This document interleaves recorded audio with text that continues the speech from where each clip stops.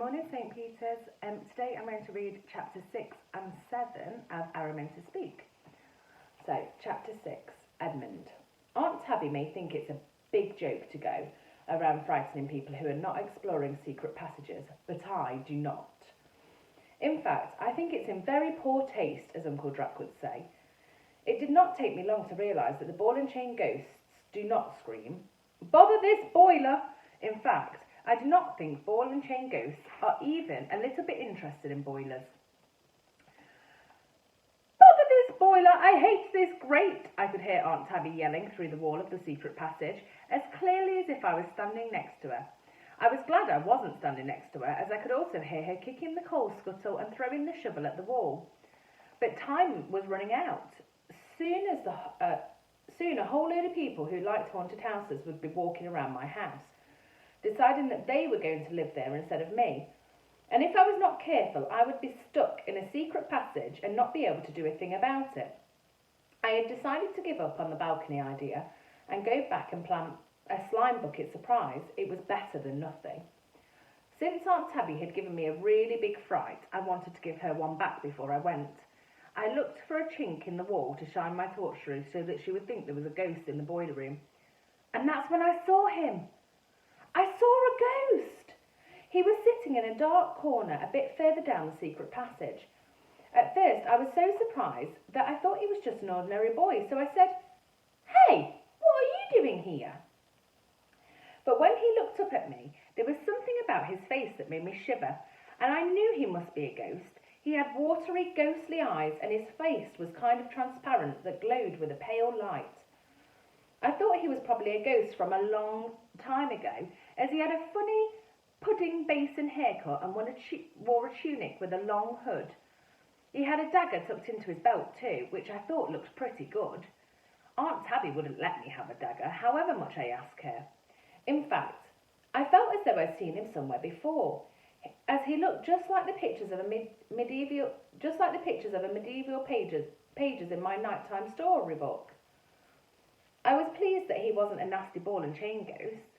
I went up to him and asked, just to make sure, "Are you a real ghost?" He didn't answer. In fact, he looked scared, like he had seen a ghost.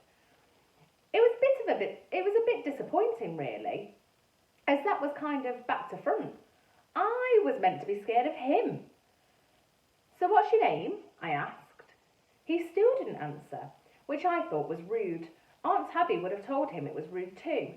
He looked away and stared at the floor. I could tell he was hoping that I would just go away, but there was no way I was going to walk away from the very first ghost I'd found, especially after I'd been looking for one for such a long time. "You must have a name," I told him. I had expected a ghost to be more fun than this one was turning out to be, but then I heard something that made the hairs on the back of my neck stand up. A weird, hollow whisper filled up the air around me. "Edmund," the whisper said, and it was him, the ghost boy, talking, and it was spooky. Edmund floated up from the floor and drifted over towards me. I took a step back, as I suddenly wasn't so sure that I wanted to talk to a ghost after all. And then Edmund said something really odd. He said, "Are you Tabitha?" He spoke with a strange accent that reminded me of some French people who had once turned up at the house thinking it was a guest house. They hadn't stayed very long. "No," I told him. I'm Araminta." "Good," said Edmund. He sort of walked up the wall and began to wander upside down along the ceiling. "I do not like Tabitha," he said in his funny accent. "The Tabitha is noisy." He had a point, I thought. There were times that I didn't like Tabitha either, and Tabitha was most definitely noisy. In fact, just as Edmund was saying that, I could hear Aunt Tabby angrily shoving coal into the boiler and banging the door closed with a loud clang. I reckoned Edmund must have heard a lot of Tabby's tantrums over the years. Then, just as I was beginning to like Edmund, he said, "You must go now." "What?" I asked him. "You must go. You may not come any closer." "Why?" He didn't answer. He just floated up, and down in front of me with his arms outstretched as if he could stop me going past him. He need not have bothered, as there was no way I was going to walk through a ghost. Brr, not at all. Well, I don't want to go any further, so there, I told him. I only came to look for the way to the balcony. The balcony is not down here, said Edmund, who had begun slowly spinning around for some weird reason. Don't ask me why. So you must leave. Farewell. It sounded to me as though Edmund knew where the balcony was, so I asked him if he would take me there. If I take you to the balcony, will you go away? He asked. I don't hang around where I'm not wanted. I have better things to do. Well, I don't want to stay down here, do I told him. Don't you? Said Edmund. Oh, good. Follow me. So I followed him. Chapter 7. The Balcony. Edmund glowed really brightly, so I switched off my torch to conserve the batteries. Conserving your batteries is something that you should always think about in a secret passage, as you never know how long you might be there. And it is the worst disaster ever to be in a secret passage with no light. I followed Edmund floating along the passage, and I thought about Aunt Tabby on the other side of the wall and how she would have a fit if she knew what I was doing right now. But not as much of a fit as she was going to have when I sprang my awful ambush from the balcony.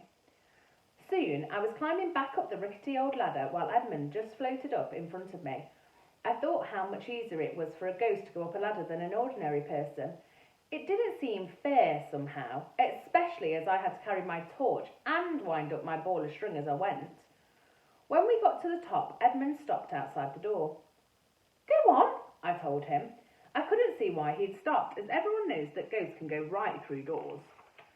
This door is difficult, he said. I should not come here.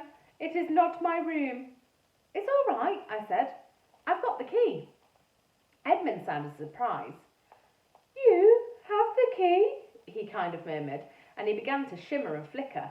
Then suddenly he was gone, straight through the door, and I was left stuck at the top of a horrible old ladder in the dark. Grey! After fiddling around with the key for ages, I unlocked the door and kind of fell into the room. Edmund was floating there, just looking at me in a really unhelpful way. So, where exactly is the balcony, then? I asked as I picked myself up. Edmund pointed to the fireplace. It is through there. Well, that's just stupid, I told him. How do I get through a fireplace? It's all very well for you. You're a ghost, but I can't just walk through a sooty old fireplace just like that. You can talk just like the Tabitha, said Edmund. You make my ears hurt. Where is the key? What key? I asked crossly. The key to the balcony, he said, as though I was really stupid or something. The one you carry upon your person. Upon my what? I said, and then I realised what he meant and I fished the key out of my pocket. Here you are, I said, and I gave it straight to him. Of course, it just dropped straight through his hand and fell to the floor. Duh! I had forgotten for a moment that Edmund was a ghost, since he was being just as irritating as a real boy. Place the key in the keyhole, said Edmund, and he waved his hand at a small keyhole in the middle of the fireplace that I hadn't noticed before. For it opens the way to the balcony. Farewell. Then he shot off through the door and disappeared. I put the key in the keyhole and turned it. It worked.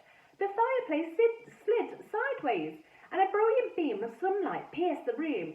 I squeezed through the opening, and there I was at last, on the balcony. It was weird, standing miles above the hall. Everything looked so small and far away. I suppose that's what birds feel like all the time when they hang around in big old trees out in the garden. I was so pleased that I was on the balcony at last that I very nearly yelled out to Aunt Tabby to come and see where I was. Luckily, I stopped myself just in time. But the best thing of all was that when I looked down, I could see the balcony was right above the floor in front of the doormat where people would have been to the house to always stop and stare. They often have their mouths open too, although they never seem to say much. And I have known them to stay like that for quite a long time. It was perfect! Araminta's awful ambush was going to be the best. I zoomed back in the dumbwaiter and along the secret passage, but when I pushed open the little door under the stairs, someone was waiting for me. That's the end of chapter 7. I hope you're enjoying it, and I hope to see you soon. Bye!